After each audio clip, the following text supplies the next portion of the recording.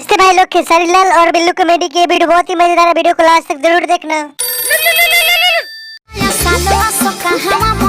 अरे भाभी जी नमस्ते। खेसारी भैया घर पे न का बात हमरा से पूछा था। अरे मनी रे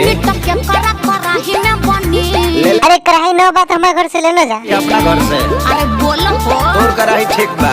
तो खेसारी भैया इमरजेंसी ऑर्डर करना तो वहीं से। नया सालवा सब कहवा मनी। अरे भाभी जी हमारे घर अब आ जाए, यहाँ पे कोई न बा। लंदन से आइबा क्यों हवे बिताइबा कहा ये सारा। अरे भाभी जी खेसारी भैया के लंदन घूमे दो, हम ही आ जाते हैं। तोरा कौन जब बाजी नया साल के गाना भाभी जी तो बड़ा जिद्दी बा। खेसारी भैया के बुला लेना, अब लगावा ठुमका उनके साथ। नाटक कमर हिलाई है छिहा तारा जाना धीरे धीरे हिले ये कमर कहीं घसक न जाए। आया बोतल खुली अंधारा में होई आरा में। अरे खेसारी भैया आरा में धमाका न करिए, वहाँ पे हमारे नानी रहता।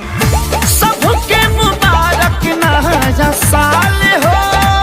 मेरी तरफ से खेसारी भैया के नया साल के बहुत बहुत बधाई हो। के प्यार है बुझला। जब खेसारी भैया आपका गाना सुनते ही गर्मी आ जाता देह में। बाजी खेसारी के गाना तक कमर हिलाई है छिहा तारा जाना। खेसारी भैया खाली तो ही डांस करबो भाभी के साथ, हमारे करे न देबो।